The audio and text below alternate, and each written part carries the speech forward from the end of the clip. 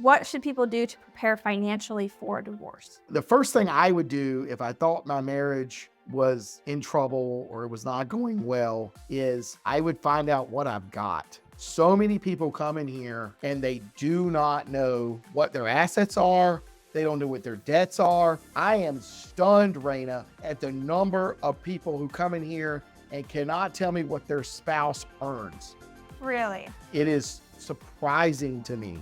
And maybe that's why the marriage isn't working out, because they're not communicating. So I think the first thing I would do is, if I did not know what my house was worth or what I owed on my house, I would find out. I would get the mortgage statement. I would go to Zillow, put my address in, and get a broad idea of what my house is worth. Welcome to another episode of Best of Johnston County, brought to you by Breeden Law Office. Our host, Jonathan Breeden, an experienced family lawyer with a deep connection to the community, is ready to take you on a journey through the area that he has called home for over 20 years. Whether it's a deep dive into the love locals have for the county or unraveling the complexities of family law, Best of Johnston County presents an authentic slice of this unique community. Hello, and welcome to another episode of the Best of Johnston County podcast. I'm your host, Jonathan Breeden, and today we're going to have a special edition episode of the Best of Johnston County podcast that we call Ask Jonathan Breeden Anything. Normally, our podcasts are me, Jonathan Breeden, interviewing interesting community members, small business owners, community leaders, and other people that we find just fascinating and interesting that are doing great things here in Johnston County. And every once in a while, we do one of these episodes where we call it Ask Jonathan Breeden Anything, where our social media coordinator, Raina Birch, asks me a series of questions as it usually relates to family law. I don't know what the questions are in advance, but I probably know the answers since I've been practicing family law here in Johnston County for the last 24 years. If this is your first time listening or seeing the Best of Johnston County podcast, please do us a favor of liking, following, or subscribing to this podcast wherever you're seeing it on Apple Podcasts, Spotify, YouTube, LinkedIn, TikTok, or any of our other social media channels, and also going down to wherever you're receiving this podcast and leaving us a 5-star review, as that will help with our visibility so more people will know about the Best of Johnston County podcast. So anyway, you ready, Raina? I'm ready. Are you ready? I'm ready. Okay. So first question, what is all included in the marital estate? What is all included in the marital estate? It is everything that the marriage amassed, both assets and debts. And I think a lot of people, they come in and they know I got a house or whatever, and they don't really realize that it's the debts too. And unfortunately, a lot of people come in and the debts are more than the assets. And when the court goes in to start trying to divide the marital assets, whatever the marital, the estate's when you die, right? But so we use that term. Yeah. But the marital assets, people are often shocked when we're like, we got to divide the debt too, because particularly if you're a lesser earning spouse or in the relationship, oftentimes you may not be aware of how much debt there is, and you benefited from the debt almost always. And now we're like, okay, well, you have $50,000 in credit card debt, and as part of this income distribution, this property distribution, you're going to have to absorb $25,000 of credit card debt, and they might not make $25,000. And they're stunned, but it is both assets and debts that were amassed during the marriage. Now, not included in marital assets are things that were inherited, or unless you've made a gift to the marriage, and that probably a whole nother podcast, or could be. I mean, because basically, if you inherit it, and you put it in a joint account, or you pledge whatever you inherited for a joint debt, then the inheritance can become marital because you've commingled it with the marital assets. But other than that, its inheritances are not marital. Things you came into the marriage with are not marital. So if you came in with $100,000 in a 401k, and when you're divorcing, there's $200,000 in a 401k. Well, the first $100,000 and whatever that growth is from the $100,000 you had when you got married remains a separate property of the person who brought it into the marriage, as do the debts. You come into the marriage with a bunch of debt. People do that too. Now the question is, has it been paid off? A new debt been put on top of it? With this revolving credit card debt, it gets to be a little more confusing. but it's essentially whatever this marriage, and a marriage is a social contract created by the government, to contract people together. And when you get divorced, it's basically this small business. And I'm married, I'm happily married, but I'm saying legally That's it what becomes they treat it like. right. It becomes a contract. And what did this contracted unit develop? What products did it get? What assets did it amass? And how can we equitably divide it between the two of them? Got it. Yeah. Okay. 2, how is credit card debt split? And what about other bills such as loans? Well, once again, we talked about credit cards a minute ago. That is part of the marital estate, the marital assets. I'm going to use the word estate. That's what we call it, because everything counts. So when you think about what most marriages have a house. And often, if you live in Johnson County, the equity in the house, given that houses have gone up a couple $100,000 in the last 3 years and just passive increases, because there's not enough houses in Johnson County because we have a supply and demand problem. We have way more demand than we do supply, which is driving the price of houses up. Then you end up, so that is often the number one asset in a marriage. Other assets that you see in the marriage that are actually to the positive: 401k, retirement accounts, 529 college savings accounts for the children, stocks, bonds, mutual funds that you may earn.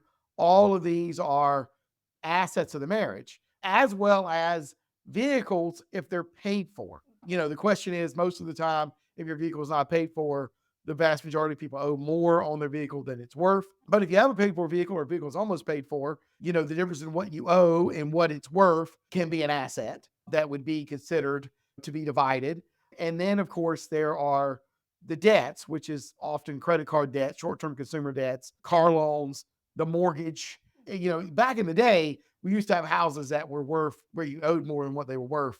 That is an extremely rare occurrence now in Johnston County. Almost all houses are, unless you just bought it in the last 6 months, you're not going to owe more than it's worth. You know what I'm saying? So, but, and then you have these credit card debts. And so they get put in the pot. And it's not that we're going to divide everything exactly 50-50, but we're going to put things in your column. And it's going to be debits and credits accounting 101. We're going to put some things in your column, Raina. We're going to put some things in my column. We're going to add up what I have in my column. And maybe I'm getting a house, and that's $100,000. And maybe I got a 401k, and that's $50,000. And maybe I got to pay for a car, and that's $20,000. So I'm at 170 to the good there. And I'm going to take, a $25,000 credit card bill and a $10,000 car loan, and so now I'm going to take 35 off of my 175, and I'm going to be at 135. So at this point, there's 135 to the good in Jonathan's column. Then we got to figure out what would make Raina have 135 to the good in her column. So the first thing you have to do in this is, and the hard part for attorneys is trying to figure out what the assets are and what are they worth. What is the house worth? What is the 401k worth? What is the car worth? And that's where Kelly Blue Book come in, and house appraisers and all of those things, to figure out, and then the debts, like what are the credit card debts? Have people pay down those debts after they separated? Because if you pay down the credit card debt after you separated, you get credit for that in the divorce. And so if your goal is, if you're, an attorney like us trying to figure out what a fair deal would be, is you got to figure out what the total assets and the total debts are to get the net worth of the marriage, which is after everything's paid and sold off, what would the marriage have? Sometimes that's to the positive, oftentimes that's to the negative. And then you have to divide that positive or that negative in half and determine how is each person going to get their half of the net. And that net may be positive, that net may be negative. And that's sort of how it goes. So the credit cards are just one of the things in the marital assets that have to be divided. So would you say they're generally split equally or equitably? The law says equitably, and equitably is not always equally. There are 16 or 17 different things under the law that would allow the court to divide the assets. In my experience, the court does everything in its power to divide it as equally as possible. You know what I mean? And it really does try to make it equal if it can. So we approach every case of trying to figure out how to make it equal. And, every once in a while it can't be because of the nature of the assets. Maybe one of the things in the statute applies, particularly if one side laid waste to a lot of the assets, spent a ton of money on drugs or alcohol or other women. I mean, it does happen. And well, really, and artificially lowered the net assets Mhm. because the money was not spent for the good of the marriage. It was feeding an addiction, stuff like that. Yeah. But in the vast majority of cases, we're just trying to figure out what are the assets? What are the debts? What is the net worth of this marital unit? And how can we divide it equally? Okay, so you said, I know you touched on this, the IRA and the 401k can be split as part of the marital assets. What about health savings accounts? Health savings accounts, really, we don't normally split those. Oftentimes, there's not that much money in them. Most people are putting a few $100s in them, and it's not a serious enough asset to count. Normally, what we'll say is, while this amount of money, whatever it is, I've never seen an HSA with more than about $1,500. I'm sure people have them, but that's just not what we've seen a lot of. We'll say, okay, the marriage is going to use the HSA until it's gone. Okay. And so we're going to say, okay, there's $1,500, $2,000, and the wife and the children, if it's in the husband's name, will be able to continue to use it as they have used it until it has gone to zero.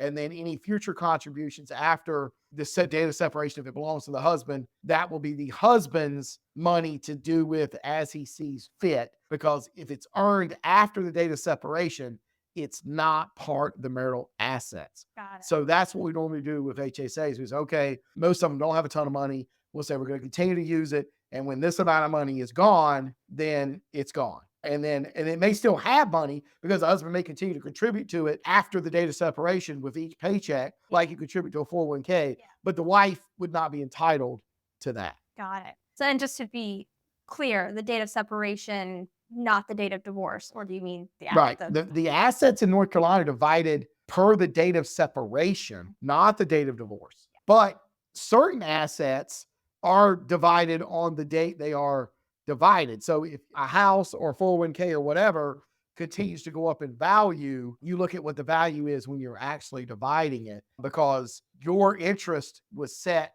in the marriage. And until you're paid on your interest, is still accruing. Got it. And back during 2008, 2009, 2010, when all this stuff was going in the wrong direction during that financial crisis, we had some pretty bad conversations with people. We're very fortunate now, particularly with the sheer increase in house values Yeah, in that's this been area. astronomical. It's really changed the game as to what we're doing here. And, if you own a house, it's now rare that we're looking at a negative estate when we used to be looking at that all the time. Got it. Okay.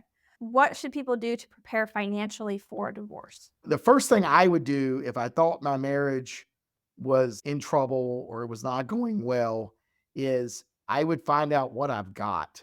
So many people come in here and they do not know what their assets are. They don't know what their debts are. I am stunned, Raina, at the number of people who come in here and cannot tell me what their spouse earns.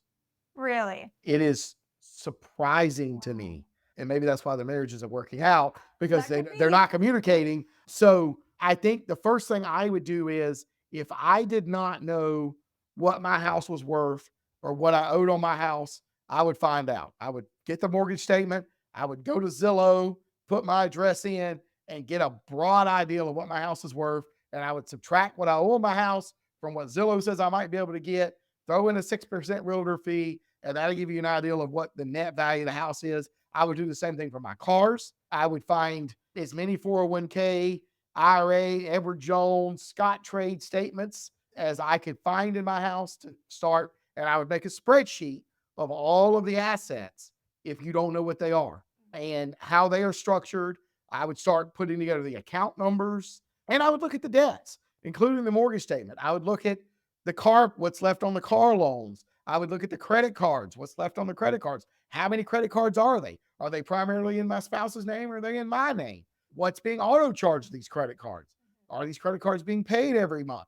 The first thing you need to do financially, if you think your marriage is in trouble and you're about to separate, is figure out what do you have or don't you have. That's the first thing. The second thing you've got to do is you got to make a budget. You have to make a budget as to where you're staying. So you look at it and say, okay, I'm going to stay in this house and my spouse is going to leave. Okay, the mortgage doesn't change because the spouse leaves. The water bill doesn't change because the spouse leaves. The property taxes don't change because the spouse leaves. The power bill doesn't change because the spouse leaves.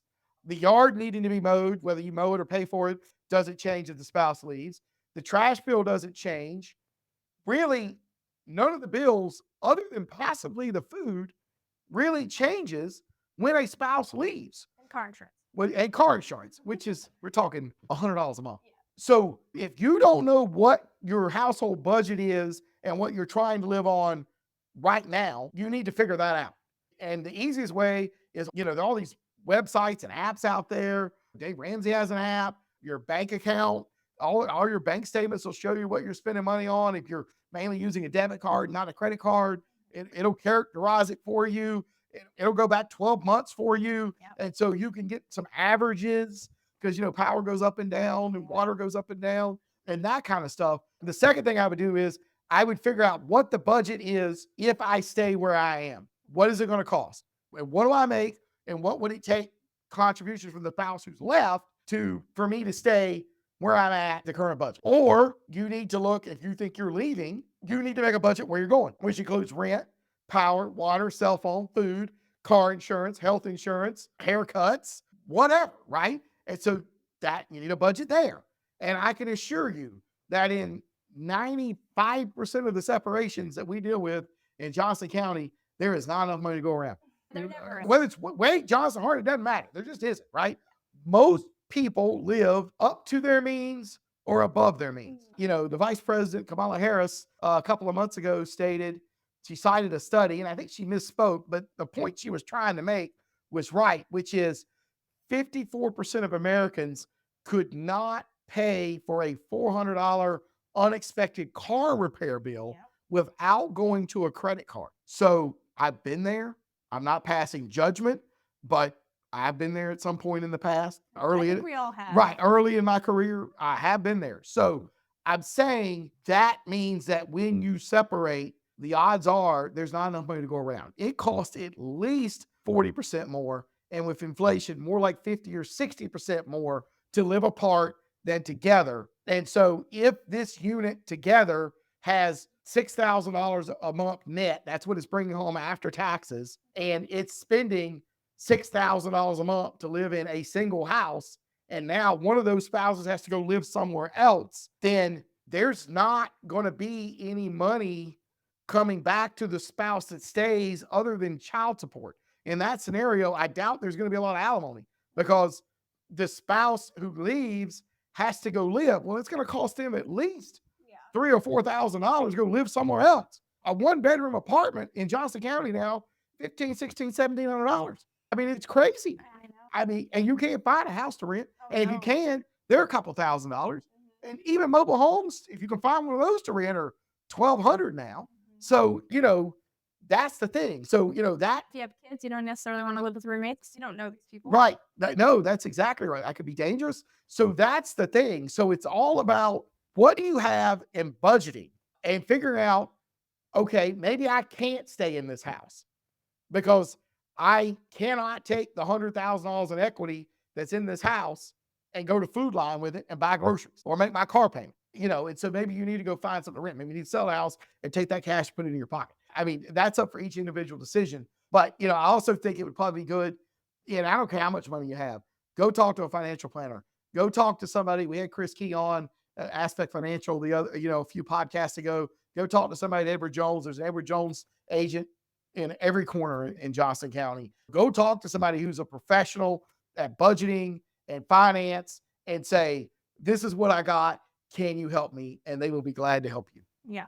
All right. And so what should you do if you suspect your soon-to-be ex-spouse is hiding money or assets? How do you handle that? I think you should look at all of your finances, particularly where the paycheck is going. I think you need to study the bank accounts. If you have joint bank accounts, if you have access to the credit cards, mainly where is that spouse's paycheck going? How much is that spouse making? Is this money coming in to this Wells Fargo account, but it's being transferred to an account somewhere else? Yeah. And I don't have access to that, So just try to figure out where you think it might be going and how it might be structured. If you only have separate bank accounts, which a lot of marriages have, then you're not going to be able to get access to that. And what I would do is I would go and contact a local attorney, come call us at the Breeden Law Office, and we can start to try to figure out where this money might be. Once you start a lawsuit, you can start sending subpoenas, you can get restraining orders. There's a lot of things to try to hire private eyes. We can hire forensic accountants. We have a lot of assets. We have a lot of community resources at our fingertips in our phones to help sort of try to figure this out if you don't have access to the stuff to be able to see. But if it's a joint account, you can often just go read the bank statements and you can start to see stuff that just doesn't add up. Yeah. And ask questions. Ask the spouse. Say, why is this money being transferred? Where did it go? What's in that account? Why did you spend this money on whatever? And try to start to get some answers. Yeah. And I know you can also set up rules for paychecks for you, like some goes into this account, some goes into that account. So Correct. maybe if you know how much your spouse makes, but the paycheck that's coming into the joint account isn't as much as it should be, Right. where's the rest Right. of that money going? Right. Well, and what I also tell spouses that come in and say, I don't know what he makes, I'm like, did you file a joint tax return? Most married couples do. It's very advantageous for married couples to file tax returns. And I'm like, do you know where your tax return is? Contact your CPA or whoever did the tax return, HR Block, Or whoever. you can use the Get tax a block. copy of the tax return. Yeah. It will have the W-2 with it, and that'll tell you how much he made or she made. Yeah, and if I know I use H&R Block, and I can look all that up online. I can look like for the last 4-5 years. Right. Right. So, I mean, that's the other thing, is you can write the IRS and ask for a copy of your tax return and maybe ask for the last few years of your tax return Yeah. so that you can see at least what they're reporting to the government that they made. Now, if they're self-employed and they have cash or, there's some stuff like that, that might be a little more complicated, Yeah. but most people, it's on the tax return. Yeah. Have family law questions? Need guidance to navigate legal challenges? The compassionate team at Breeden Law Office is here to help. Visit us at www.breedenfirm.com for practical advice, resources, or to book a consultation. Remember, when life gets messy, you don't have to face it alone. All right, last question. And you kind of touched on this earlier, but so if your spouse used marital funds and or accounts to fund an extramarital affair, do you get some of that money back in the divorce? How does that work? You should. You may not get it back. It should go as a credit, right, in the column, right? So if this spouse spent $5,000 on a credit card on the affair, and you can show that it was for hotel rooms and Flights. flowers and stuff like that, flights that didn't have anything to do with work, and they're funding an affair, and it's often on a credit card that you don't have access to, but we send a subpoena, we get the access. And now that spouse is saying, well, this credit card that I owe $10,000 on is a marital credit card. And you go back and you study these credit card statements and you see these charges that clearly were for an affair. Like the flowers didn't come to you, Raina. Yeah. You didn't stay in that hotel in Tahoe. I didn't go to Aruba. You didn't go to Aruba. Right. And, he didn't have work in Aruba and it's on a personal credit card. He didn't get reimbursed. Right. So, I mean, these things happen. What we then say is, instead of $10,000, that credit card in this distribution is only going to be $5,000 because only $5,000 of it was for the marriage. The other $5,000 was for somebody else. I had one a few years ago where they had a home equity line of credit and it had about $15,000 on it. And the wife was planning on leaving the husband and the husband had absolutely no idea he was about to get left. And so the wife maxed out that home equity line of credit by buying a $5,000 necklace for her mother, a diamond necklace for her mother, and 2 $5,000 CDs for their daughters. And it was done the week before she served him separation papers, and he was completely stunned. He came here, he was completely upset. He had no idea his marriage was about to be over. And we were able to go back and say, okay, that $15,000 that is on that line of credit is not marital. Not his. Right. We're not, responsibility. right. It's not his responsibility. She could sell the diamond ring. She could cash in the CDs, but we took that $15,000 off because I think at that point, the home equity line of credit was 50 and they owed 100 on the house. So they were trying to keep the house saying, okay, well, it's 150. We're like, no, the house is only 135 when you put the two debts together because that 15 wasn't his doing. Correct. Was not his doing. And she clearly did it planning to separate because she did it the week before she gave him the paper. She'd already hired the lawyer. He had no idea his marriage was coming to an end. So you do see that, right? Like you see people that like, because a lot of times one side has been planning for the divorce for a long time and the other side gets blindsided. And that's unfortunate. And that person that's planning, that's when money starts getting moved around. They create a separate account, but look, even if they move the money to a separate account and if that money exists on the date of separation, it's still marital. It still gets divided in the assets. I don't care how it's titled. I mean, if you got $100,000 in a CD and it's only in your name on the date of separation, and I didn't know anything about it, but you have to disclose it in the divorce, I still get half of it, even though it's only in your name. I think a lot of people say, oh, it's in my name. My car's in my name. The house is only in my name. Well, not exactly. In a marriage situation in North Carolina, this is not a title state. This is was it gotten during the marriage? After you divorce, it's title. Or if you divorce and you didn't divide the property, then it's just who it's titled to at that point, and there's no longer a marital interest in it because you're divorced. So you've got to deal with the property before you get divorced. You got to wait a whole year of being separated. So we got plenty of time to try to deal with it. So call an attorney, get involved, try to work something out, but you got to deal with this property before you get divorced or it will become the title. And at least once a month, right? If somebody comes into this office and says, I'm divorced, what about the house? And I'm like, well, how's the house titled? Well, if it's titled in both names, you're now joint tenants. And if you're not living there, you could try to have it auctioned, to get your money out of it or try to force a sale. But if you would have dealt with it before you got divorced, then it would have been part of the total marital assets and the equity in it can be offset by some of the debts and stuff like that. It is rare, back to your original question about the credit cards, it is rare that we actually make one side pay the other side's credit card. Normally, that entire credit card debt, if the credit card is in your name, gets put in whoever's name is in his column, and it's offset by some other debt or asset in the other column.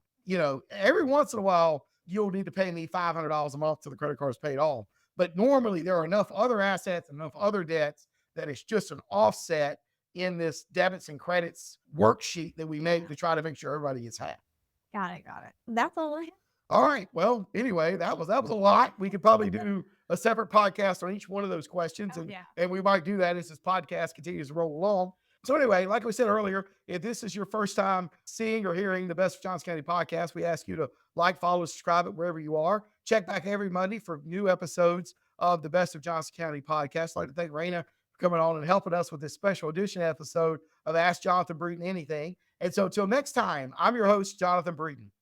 That's the end of today's episode of Best of Johnston County, a show brought to you by the trusted team at Breeden Law Office.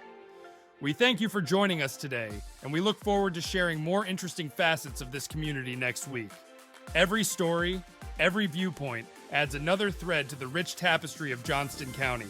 If the legal aspects highlighted raise some questions, help is just around the corner at www.breedenfirm.com.